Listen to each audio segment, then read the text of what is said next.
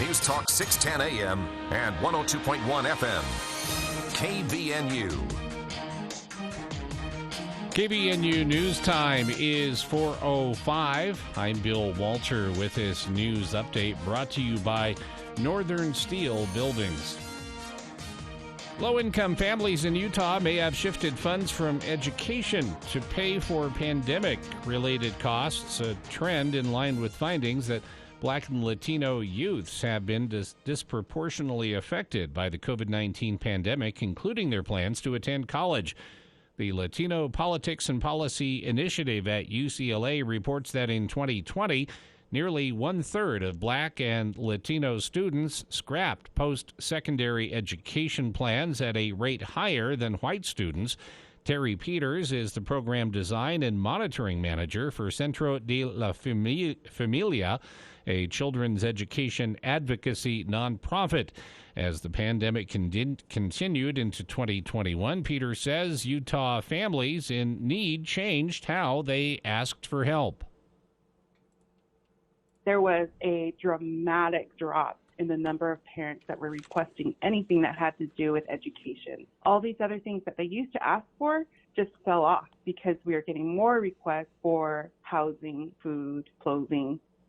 In an online discussion organized by the nonprofit Lumina Foundation, U.S. Education Secretary Miguel Cardona noted the pandemic's effects on minority communities will be felt into the future. Enrollment has plummeted by nearly 1 million students nationwide, with the steepest declines at our community colleges and among men of color. The impact of this missing million could be felt for decades. It can mean fewer opportunities, lower earnings, and even poorer health outcomes.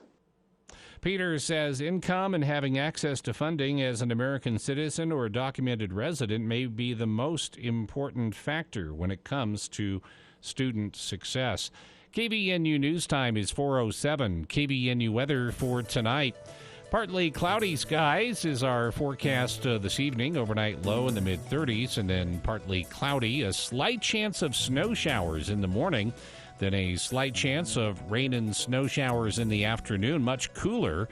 High temperature tomorrow in the lower 50s with northwest winds 10 to 20 miles per hour. It's been to 69. That's where we are right now, 69 degrees at KBNU. KBNU weather brought to you by Whole Tree Care. Right now is the best time to get your trees and shrubs trimmed. Visibility is perfect right now, so do it before they leaf out. Call 760-6587. Whole Tree Care has a certified arborist and best cleanup crew around. The planet Earth has been rotating around the sun for 4.5 billion years. Since the dawn of man, we have been crafting and refining tools to dig into the Earth's surface. Ooh, me dig. Me dig. But it wasn't until today that digging could be so much fun. Me digging this. Northern Steel Buildings will dig for you. Have them build you a hay barn, shop, warehouse, or if it's time to expand your business with a new facility, they'll move the earth around to make it happen. See their work online at northernsteelbuilding.com. KBNU News Time is 4:08. Colonel Kurt Davis, full-time director of the Utah National Guard's Joint Staff, will be promoted to Brigadier General in an official ceremony Saturday at noon at the Utah Air National Guard Base. Davis said in a press release he's extremely humbled by the opportunity to serve as director of the Joint Staff and to continue to serve with the soldiers and airmen in this new capacity.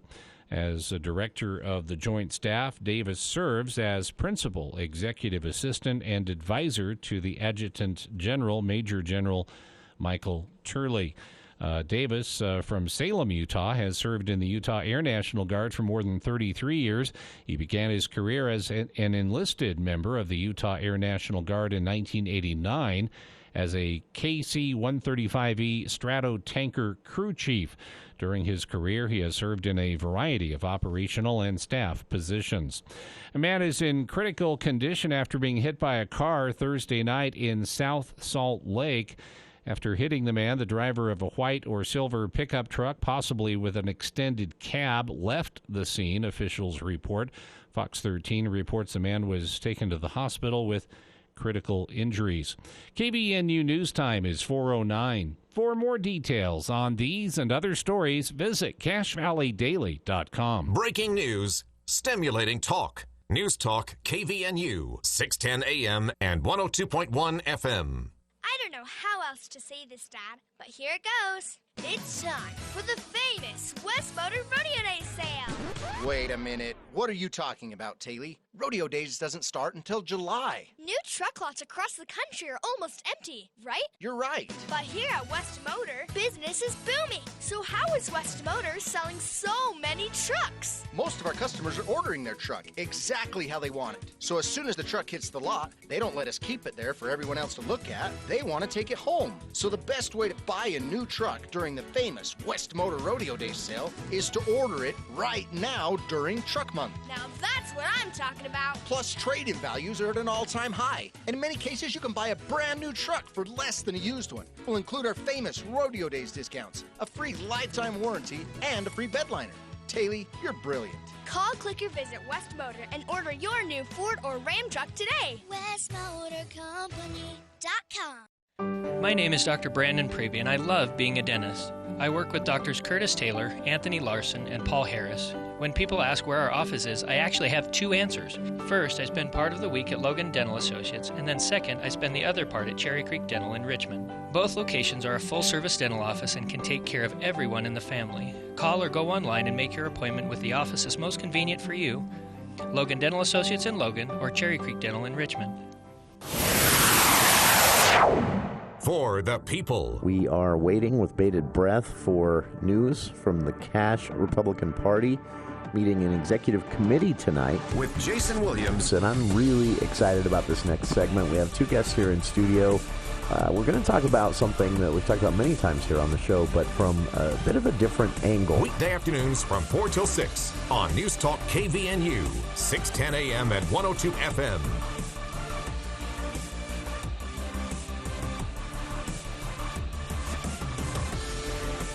Welcome to KVNU's For the People. This is Friday, April 8th. I'm Jason Williams. Bill Walter here in the studio as well. Andy Morgan joining us at 5 o'clock for the For the People movie show. Got some Will Smith news we'll be talking about in hour two.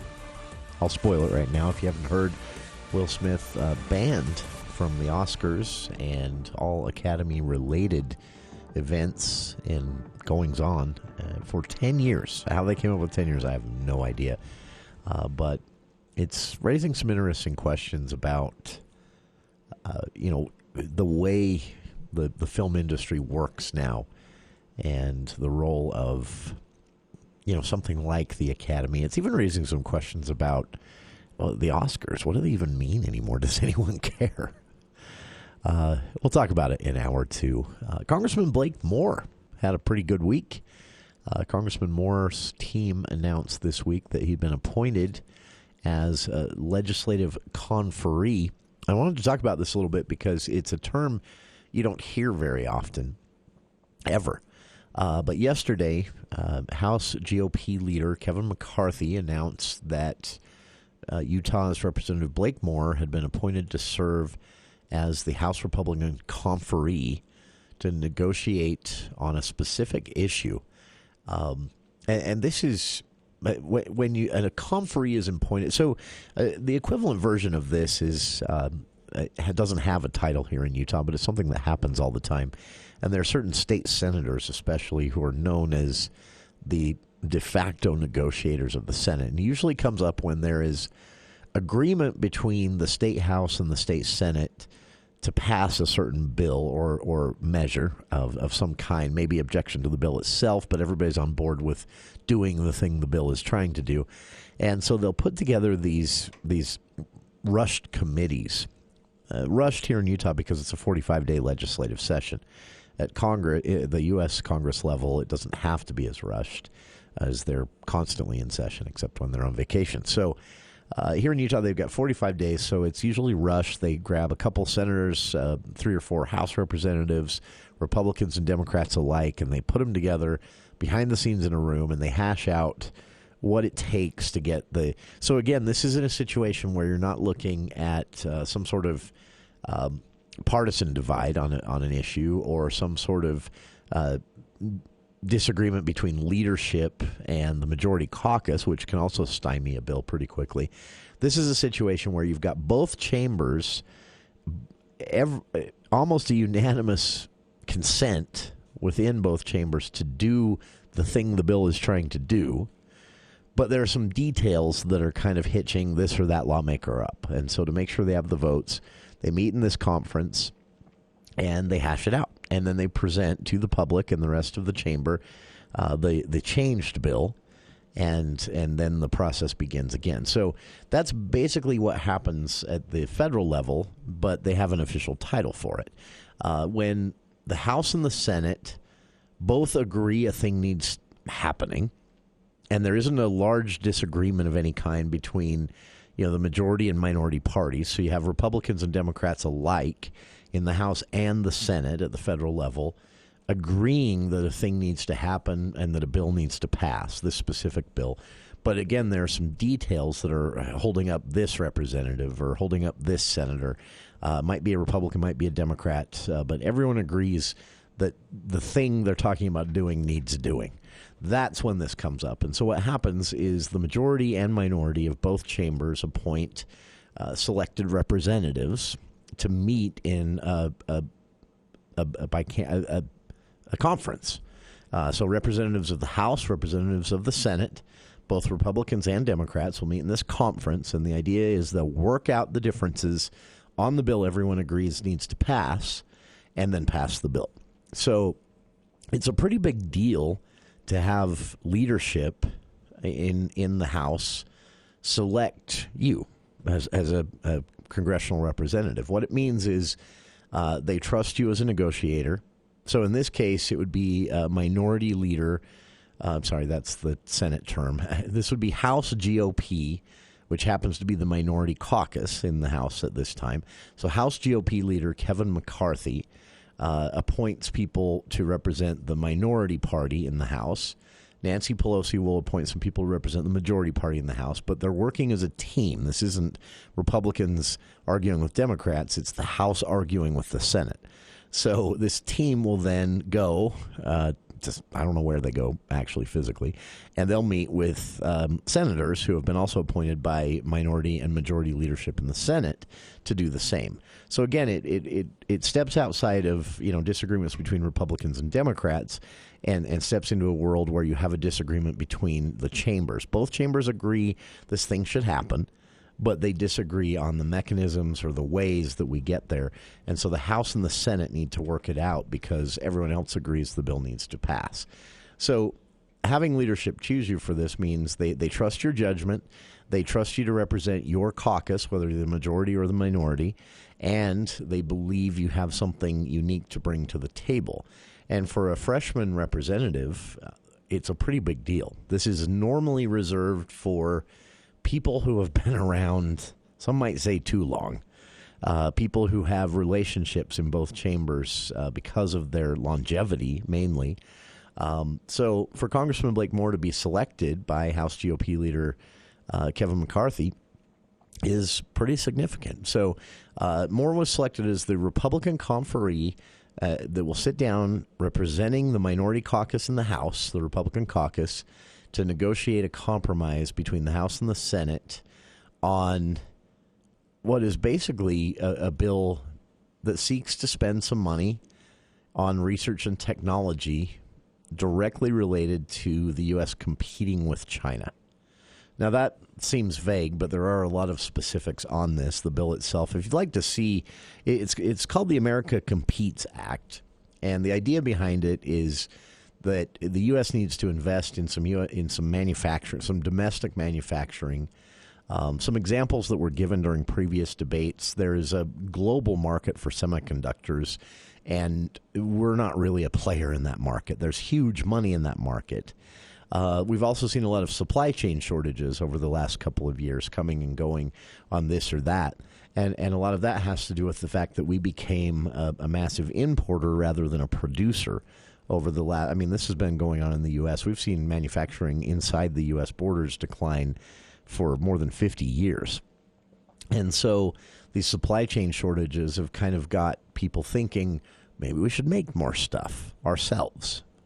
Maybe this is an issue of creating jobs, obviously, but also it could be a way around supply chain shortages. It could strengthen the supply chain, because that's what we learned also in the last 2 years, that our global supply chains are actually pretty dang fragile. So that's the thinking behind this America Competes Act.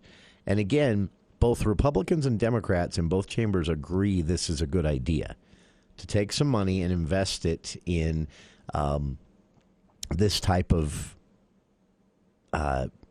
bolstering, really is a good word, of American manufacturing. It's probably long overdue, honestly. It's been talked about for years, and it's been a campaign talking point for both Republicans and Democrats running for Congress for years, but it's never actually gone anywhere. So what you have happening in this conference committee is basically going to sit down and hash out the differences between two different versions of this exact same bill. In the Senate, you have what's called the U.S. Innovation and Competition Act, with the same goal, basically looking at areas where China is getting ahead of us as a global maker and economic player, and looking at ways that you can take public dollars, invest it in the American economy strategically to put more of those things in our wheelhouse, to put us where. I mean, solar panels are a great example, and I know solar panels have their own political baggage around them in certain political circles, but they're the greatest example. They're in high demand. They make a lot of money. The overhead margin for producers is enough. I mean, it's pretty easy for a company to make money building solar panels. But because of maybe our political debates and climate change denial hanging on here in the U.S. longer than it did other parts in the world, maybe it was just the fact that, again, we've stopped making stuff in the U.S. and become a majority importer country, which happens as countries grow, It could be a plethora of reasons, but either way, it's a great example of how we dropped the ball on something that is now in really high demand, easy to build, profitable, very profitable, huge market for solar panels out there right now, and it's only going to grow for the next couple of decades. And we can't get a footprint in that market here in the U.S. We're importing them all from China, because China saw this and reacted differently than we did. They started investing 10 years ago in building up a manufacturing workforce and industry within China to build these things. It's just one example, but there are hundreds of examples like this. And so in the Senate, as a response to this, you have the U.S. Innovation and Competition Act, which, same thing, wants to spend money investing in the economy and investing in certain markets to beef up and bolster manufacturing in the U.S., to address supply chain issues, to stop us falling behind China so much on so many different markets. And then in the House, you have, with the exact same goals, the America Competes Act, shooting for the same thing. But the two bills are very different in a couple of different ways, different mechanisms and things like that. Speaker of the House Nancy Pelosi put out a statement saying, countering the what is basically the Chinese communist threat when it comes to world powers, economic powers, it should be a top priority. And she said that Congress has to get serious about this. Alongside that, same day, a statement from House Minority Leader Kevin McCarthy said, using the same language, countering the Chinese communist threat is the single most pressing issue we can undertake in this Congress. And Congress cannot bend or bow to China's lobbying efforts, because China is actually resisting this in many ways. So, according to the U.S. the State Department, China is considered a threat to world peace. They could be a threat to world peace militarily, but that's not. The State Department doesn't see China that way. They see China as a threat to world peace economically. They are think about Amazon. They're the Amazon of the global economy right now. They're just sucking things up and absorbing things left and right, and that eventually is going to put them in a position where they don't need to be a military threat. They control enough of the global market and the global economy that they become a decision maker that outsizes other decision makers when it comes to world events, because they could shut down, the economy of entire countries. They can already do that in some places, but imagine that expanding. And then suddenly China's calling the shots because no one can afford to have their economy come to a screeching halt through a sanctions process. So that's one of the examples of what drives this bill. And the State Department also says that, they've seen an increase in Chinese propaganda along economic lines when it comes to entertainment media, when it comes to, popular vehicles, cars, and things like that. They've seen the government getting more and more involved in what would traditionally be, a foreign policy issue that they put out this propaganda on, but they're putting it out on which products you should buy and from where. So China is obviously aware of the opportunity for them here globally, the State Department says, and the U.S. needs to respond. So, again, both the Senate and the House agree this needs to happen. They just have competing versions of the bill. And Congressman Blake Moore from here in Utah, again, a very rare thing to see a freshman lawmaker in his first term running for re-election this year after one term being appointed by House leadership in the minority party there as a Republican conferee for this, what will probably be a lengthy negotiation process over these two House and Senate competing bills. In the end, it will pass. When everyone agrees it needs to happen, it always happens. It's very rare these days, but it still happens occasionally. So Congressman Moore will be representing Republicans in a House versus Senate bill negotiation, trying to eke out the differences between the two bills, come to a compromise bill both chambers can agree on, get something passed, and send it to the president to be signed. And that's a pretty big honor for any congressional representative. And for Utah, Representative Blake Moore has been chosen as the Republican representative in that conference. Check it out. The full story, including some statements from Blake Moore and his team, also some statements from the State Department on why this is a big deal, why it matters, in the story at CachevalleyDaily.com. U.S. Rep. Blake Moore appointed as legislative conferee. I've linked to it on the Facebook page. And we'll be back right after this. Hi, this is Gordon Deal. Monday on This Morning, America's First News. President Biden appears to be keeping a campaign promise that his time in office would be boring, but there are drawbacks to that style. We'll have analysis. Also, the number of workers who've made the switch from a blue-collar hourly job to a tech job that has better pay and scheduling. Here's some examples. And the return of the dress shirt at work. Monday on This Morning, America's First News. Monday morning from 4 to 6 on News Talk KVNU, 610 AM and 102 FM. Your station for news, weather, and sports. Hi, it's Congressman Blake Moore here. Like many of you, I grew up next to the runways of Hill Air Force Base, with the familiar sounds of freedom flying overhead. Utah's defense industry has doubled since 2015, making up 10% of our state's GDP and supporting over 200,000 jobs. As Utah's only representative on the Armed Services Committee, my number one priority has been meeting the needs of Hill Air Force Base. That means fighting for the F-35 program, nuclear modernization, and a locality pay that covers Utahns' living expenses. I want to thank our uniformed personnel and their families, as well as the tens of thousands of Utahns working to support our national defense. Your service helps America fly, fight, and win, and I will continue to advocate for your priorities in Congress. To learn more about how we've delivered for Utah's defense community, visit my website at blakemore.house.gov. Paid for by official funds authorized by the U.S. House of Representatives.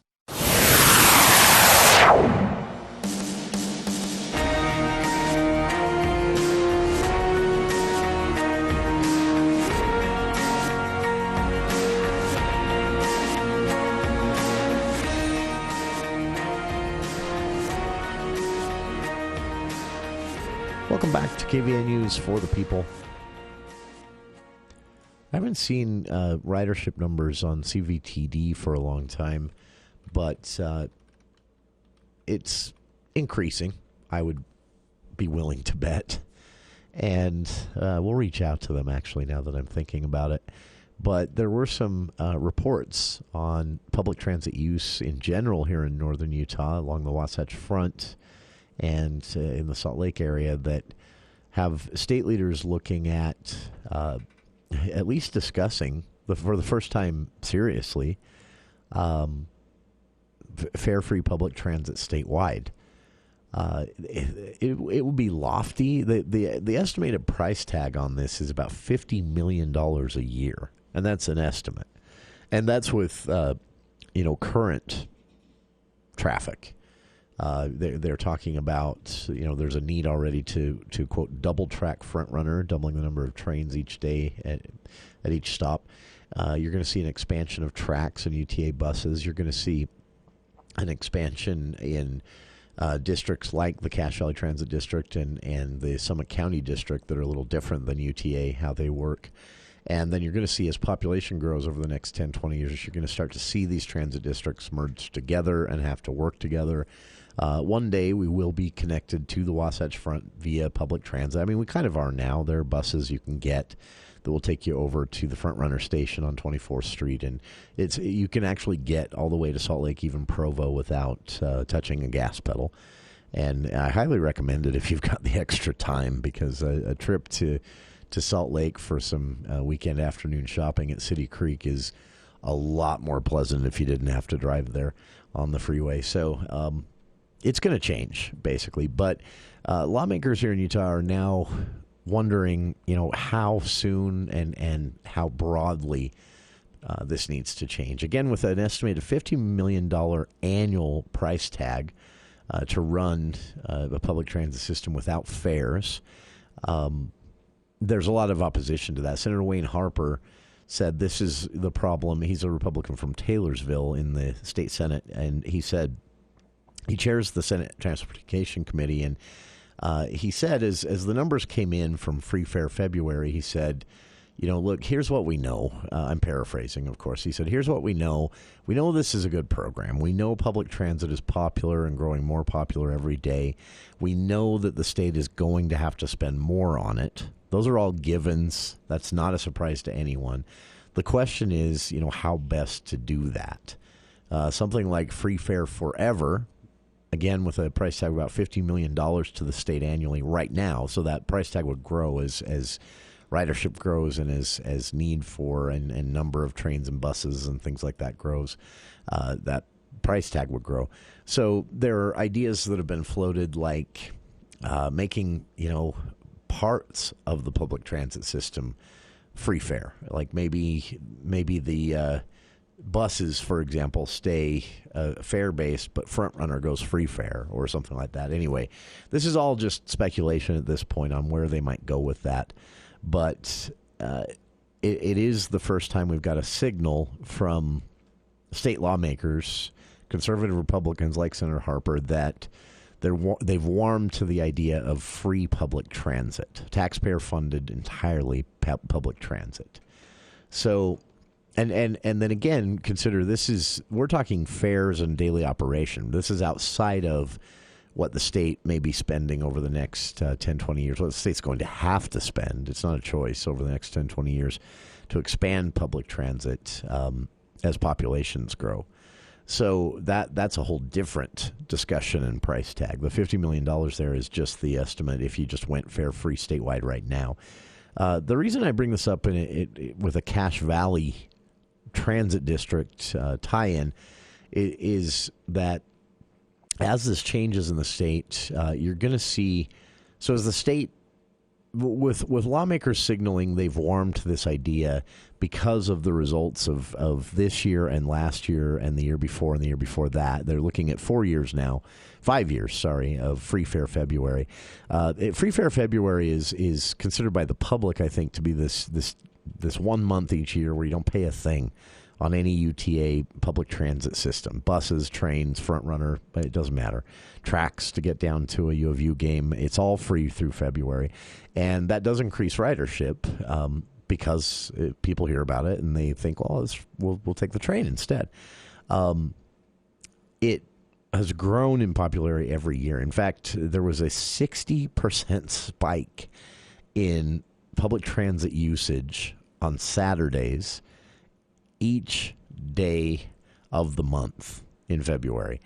A 202% increase on the Front Runner train, getting people from the Ogden area to Salt Lake or even into Provo and back on the Front Runner high-speed train there. 202% increase in February. nearly a 33% increase on Sundays, where the only thing running in Utah are UTA buses and tracks. Frontrunner shuts down on Sundays. So lawmakers have responded to this and said, look, this is really good news. What it means is that one of our concerns going forward, as population is set to double in a lot of areas of the state, we're going to see, an embrace of public transit. Sometimes out of necessity, sometimes out of choice. Either way, that's going to be good for air quality. It's going to be good for the traffic on our roads. It's going to be good for where people can live and work. Gives them more options. And so now the question is, what should the state invest? And again, quoting Senator Wayne Harper alone, he's just one of several lawmakers who discussed this after Free Fare February.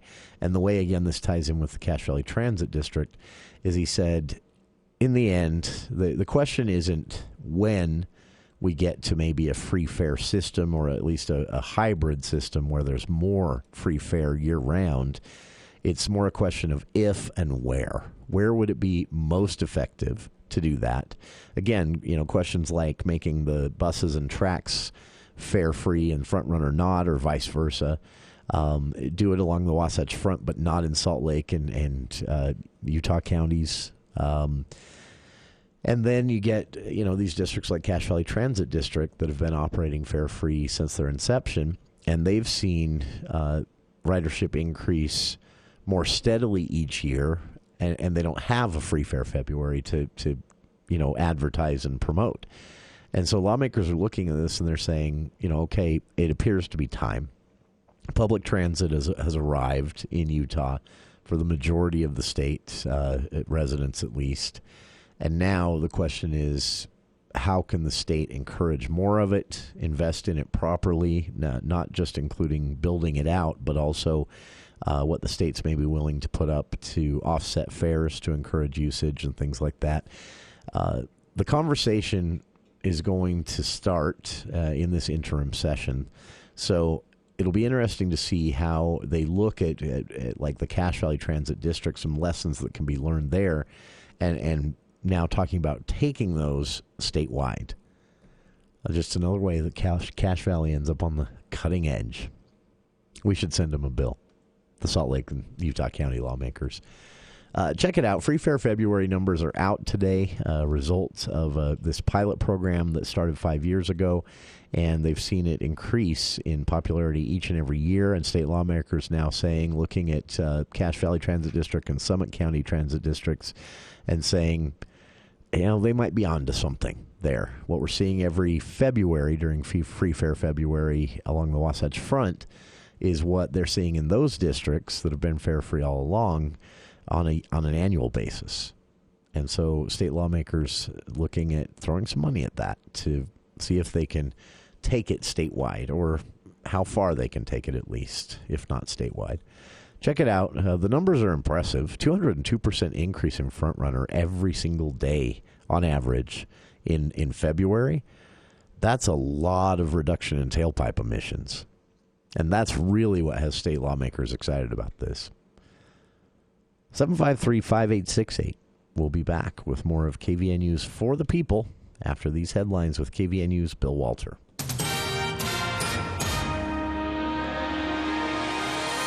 Thank you, Jason. KVNU News Time is 4:38, and the news is brought to you by Mount Logan Laundry. A new city attorney was sworn in for Logan City this past Tuesday. Attorney Craig Carlston assumed that duty, replacing Kimber Housley after 27 years in that role. Carlston said he was honored and humbled to accept the duty of attorney for the city. Logan Mayor Holly Dane said that Housley will still be around consulting on redevelopment agency matters and other things. Carlston has served as assistant city attorney and risk manager under Housley for Logan City since 2015.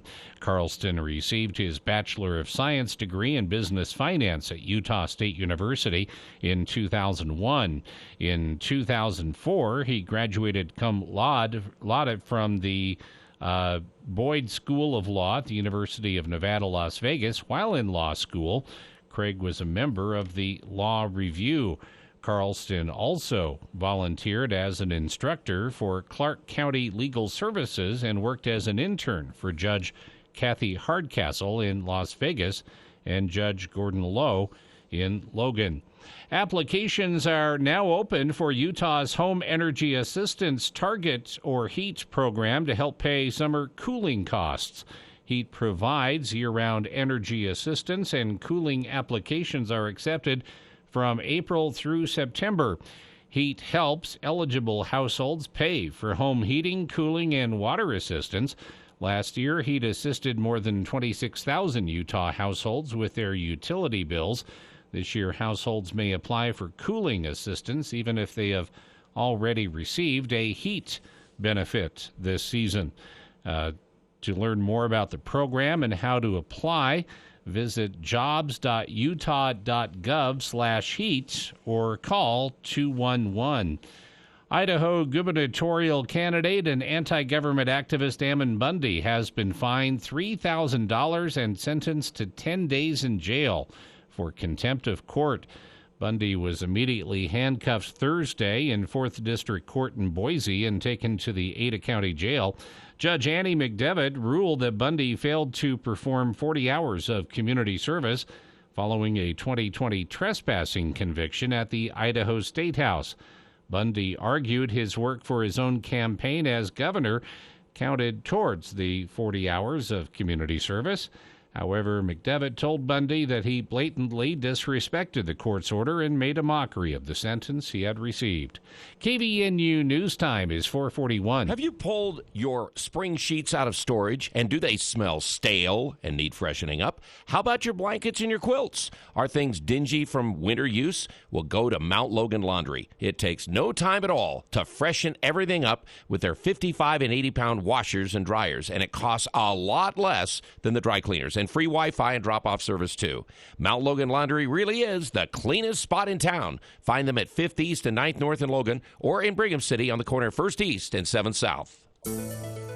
Well, 70 degrees has been our high, and hope we all enjoyed it because it's our last warm day for a little while here as we check the forecast. Brought to you by Northern Steel Buildings. Work with their Cache Valley team to build a stronger, more durable, long-lasting structure for your needs. Visit northernsteelbuilding.com. Partly cloudy, mid-30s tonight, and then partly cloudy, slight chance of snow showers in the morning, then a slight chance of rain and snow showers in the afternoon. Much cooler, high tomorrow in the lower 50s, and then partly sunny on Sunday. Sunday's high only in the lower 40s. Right now we have 68. KVNU News Time is 4:42. Let's get the latest on Wall Street from Edward Jones. This is Ted Karen with Edward Jones Investments in Smithfield, bringing you the daily financial market report for Friday, April 8th. U.S. equities closed mixed on Friday, with the S&P 500 down 12, the Dow up 138, and the NASDAQ down 186. In bonds, the 10-year yield was up at 2.71%, and in commodities, oil was up to $98 a barrel. Gold also up to $1,947 an ounce. Ongoing inflation anxiety, lockdowns in Shanghai, and escalating fighting in the Ukraine topped the list of focal points. But rising rates continue to be the primary market driver, as evidenced by the underperformance in the tech-heavy NASDAQ today. Despite the pullback in recent days, markets are higher than a month ago, which, in our view, reflects the balance in the current investment landscape with healthy labor market and earnings trends being countered by the outlook for meaningfully tighter monetary policy. While equities are down so far for the year, stocks have staged a reasonable rebound recently, helped by a still positive outlook for corporate earnings. We think the earnings story remains a bright spot for the markets, supporting our view that equities remain generally attractive, though we anticipate muted returns this year compared with the past several years. This has been today's financial market report, brought to you by Ted Karen with Edward Jones, member FIPC, serving individual investors with personalized attention and financial advice. Daily commentary is also located on our website at edwardjones.com, and if you would like additional information, please visit with any of the 8 Edward Jones advisors in Cache Valley, in Providence, Logan, and Smithfield.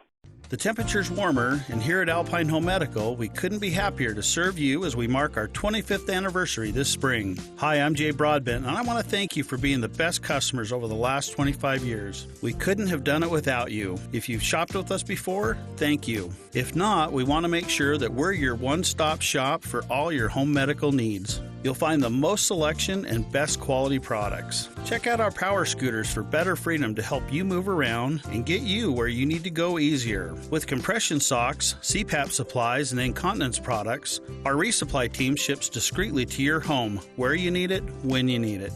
You get it all in unmarked boxes to protect your privacy. Alpine Home Medical has 10 locations across Utah and southern Idaho to serve you. Visit us online at alpinehomemedical.com.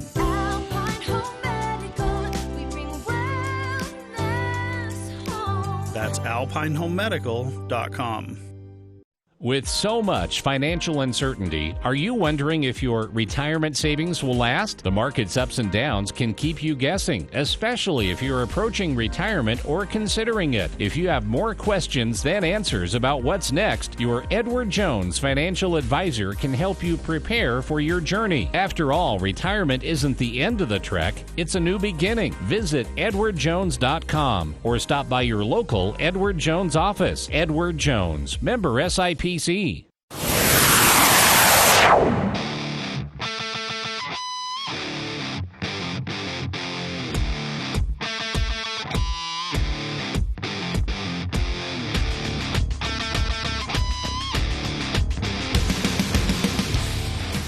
Welcome back to KVNU's For the People. There is a statistics company that runs out of the organization, not company, it's not for profit, runs out of the Imperial College of London, and they've spent, throughout the pandemic, all the effort that you could collecting statistics, and a study out today titled Global Minimum Estimates of Children Affected by COVID-19. So this is based on the rate of death of people who contracted it, and then contrasting that with data coming out of hospitals as that becomes more robust and a larger collection of data. They have been working on this report now for a little over a year, and they said that they may refine these estimates, but based on the trends they were seeing as they were running these models, if they do refine the estimates, it's going to go up. And their estimate was that in the United States alone, there are likely more than 200,000 children who have been orphaned by COVID-19. 200,000 children who have lost both parents. Which, I mean, if you have even a glancing, passing experience with statistics, that's when you have, we're getting close to 1 million, I think, and you're going to have a large number of children orphaned when you have, close to 1 million people dead from a single thing. And so what shocked me about this wasn't the number. I mean, to be honest with you, it's a little higher than I expected of an estimate from these models, and it is concerning to hear them say if they adjust this again next year, they're probably going to adjust it up.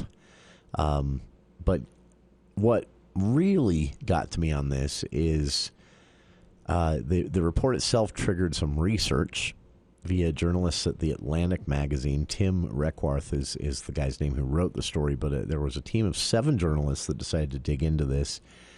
And what they found is that no one's really doing anything about this at all. So again, some 200,000 plus American children now face the very stark odds of suddenly being an orphan, which comes with its own risks. Children orphaned are at higher risk for adult substance abuse, dropping out of school, lifetimes in poverty, and almost twice as likely as non-orphan children to die of suicide in their 20s. Those are some national statistics to really hammer this home, the Atlantic author includes. But the real criticism in this is an absolute total inaction on the part of both the federal government and states in doing anything about this. So these children, orphaned by a global viral pandemic, are just being funneled right into the same systems that are already overloaded and unable to handle the number of children they're already dealing with and trying to find foster and permanent homes for. And that should not happen. I mean, it's honestly unbelievable that could happen. Congress is taking an interest in this, but that's going to be a lengthy, slow, and probably far too late process. So I think this is one where the states need to step up. The sad thing about this, too, is the reason the estimates are so high on this is that, of course, we saw this through COVID-19 spread, where it started out where spread was mainly happening at work and large gatherings. And then as spread got high enough, suddenly the most sure way to contract COVID-19, even pre-Delta variant, was at home. Because things had opened back up.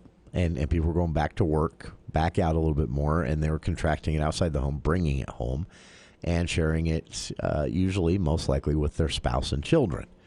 And then, of course, we know that children weathered the virus far better than adults, especially if either of those adults had, any other conditions like diabetes or even an unknown heart defect or asthma. Adults were dying at a much higher rate than children. That's a known. And so all this makes sense. I can't, it should have been something that clicked in my head before as I've followed the statistics coming out of what we can now view as the winding down, the end of this pandemic finally. But yeah, it just makes sense that you would have a much higher number of orphan children than previous to the pandemic, considering, again, how it was spread, who was affected most negatively by it, who ended up in the hospital and who ended up dying more often than not. It was rarely children, but spread was mainly through homes. And so having both parents perish would be something that'd be horrible. Oh, can you imagine that? And I imagine with some of them, I mean, some children could have been raised by single parents, and the other parent just isn't there around, at all. Has moved on or is out of state or something. It's I've been happy to see certain things. I've been happy to see a bipartisan fight to keep and even expand the child tax credit because that's helped a lot of families out. I was disappointed to see Congress, what is hopefully temporarily allow certain benefit hikes to families to expire at the end of 2021. Hopefully those will be re-upped here in 2022. It's already March, though, or April, so they got to get on it. Imagine what this means long term. And imagine what this means that we aren't doing anything about it yet. There's a story told in the Atlantic article about this data released today by the college. And the story is one of a toddler who lost his father in March 2020. Will be entering kindergarten this upcoming fall. A junior high kid who lost her mother and is now a sophomore in high school learning to drive. Children, yeah. I mean, this is stuff that you would hope no child has to deal with this, but a massive block of, in the space of 2 years, 200,000 plus children basically tossed out in the world alone by a virus and a pandemic, and we have not done a thing in response to that. Yeah. Social policy researchers at the University of Pennsylvania and let's see, was this, let me make sure this is Texas. Yeah, this was, Texas University. They teamed up to work on this data as well, and they estimate that the London College's estimate is too low. They're challenging. Imperial College of London said again that their modeling would show, based on documented cases of orphanhood by COVID-19, their modeling would show 200,000 plus. Texas U and now I forget the other university. They have teamed up to crunch some of these numbers, and they said that is too low. They said that they would believe it would be closer to maybe 350,000. But either way, even 200,000. So what are the options to do about this? Well, that's part of the Atlantic story. If you'd like to read that, I've linked to it on our Facebook page. But in the end, it would really take an act of Congress to do something effective about this, and it is likely too late for many of these kids, considering how slow Congress gets things done. So unfortunately for a lot of these kids, this is just life, and fingers crossed that they're able to overcome. But, man, talk about a ball we should have never dropped. We dropped it. The Atlantic article and the original data from the Imperial College of London on children orphaned by COVID-19. I've linked to them both on our Facebook page, and we'll be back right after this. It's spring in Cache Valley, and that means Baby Animal Days 2022. Once Upon a Farm at the American West Heritage Center, March 31st to April 2nd. Come see some furry tales featuring the exotic animals from Utah's petting zoo gone wild. Then April 6th through 9th, come see more than just the 3 bears with baby bear cubs from Yellowstone Bear World. As always, the cute and cuddly baby farm animals are available throughout the event. There'll also be wagon rides, historic demonstrations, food vendors, and other hands-on activities. Daily tickets are limited, so buy yours online today at awhc.org. Special thanks to sponsors Young Automotive, Zions Bank, and the Cache Valley Visitors Bureau. Baby Animal Days at the American West Heritage Center. Don't miss it. When the bills from your accident pile up, it's time for you to consider professional legal counsel. Get the Bear, Berenson and Caldwell. I'm Amber Kazir. Berenson and Caldwell helped me get through an auto injury accident. It was not a situation I could have handled on my own. I needed an attorney because I was being harassed. With Berenson and Caldwell, I didn't feel like I had to worry about things. I couldn't deal with the pressure and the stress of it, and he took all that away. I would absolutely recommend them. I would get the Bear. Visit BerensonLaw.com to instantly connect and receive a free case review of your injury. BerensonLaw.com. Hey, everybody, coming up on the Monday edition of the Clay Travis and Buck Sexton Show, we will have the latest for you on the upcoming immigration tsunami. The southern border going to get swamped. The Biden administration floundering. Plus, Clay, what have you got? The fallout of the failure when it comes to the Department of Justice to get convictions in the Michigan kidnapping case, plus the latest on what's going on with the COVID mess. The Clay Travis and Buck Sexton Show. Come hang with us on Monday. 10 to 1 on News Talk KVNU, 102 FM at 610 AM.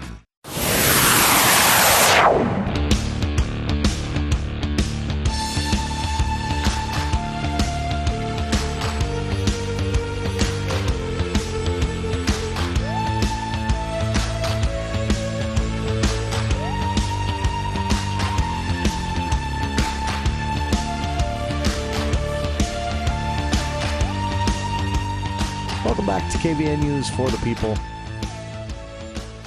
For the People movie show coming up in just a few minutes with Andy Morgan joining us. We'll talk about Will Smith's Oscars ban, made official today, 10-year ban.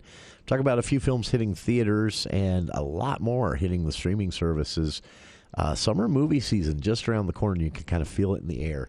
So we'll be talking about that in hour 2 of today's show. I'm going to wrap up hour 1 with a tiny little rant. Drove to the station today along the highway from the Wellsville area, and people coming out of Baby Animal Days happening just today and tomorrow, last 2 days of Baby Animal Days. The Yellowstone bear cubs. Yeah, it's crowded, and I'm not complaining about that. I'm glad to see it crowded. It's a fun thing to see, but here's my complaint. I couldn't count because I was driving, and I'm a responsible driver. But just a quick glance and a quick guess, I would say easily 10, 15 cars sitting there at the exit of the American West Heritage Center with their left turn signal on in the afternoon. Walls of traffic north and southbound on the highway. I'm asking for... I'm going to keep harping on this accident until everyone agrees with me. Don't. Turn right, go down to the light. Even if you have to go through Hiram and Nibley and Providence to get back into Logan. Anyway. Yeah, it's a scenic route. I guarantee it's faster. I absolutely guarantee it's safer. Just don't with your left turns across the highway or Main Street Logan or any busy street. Just don't.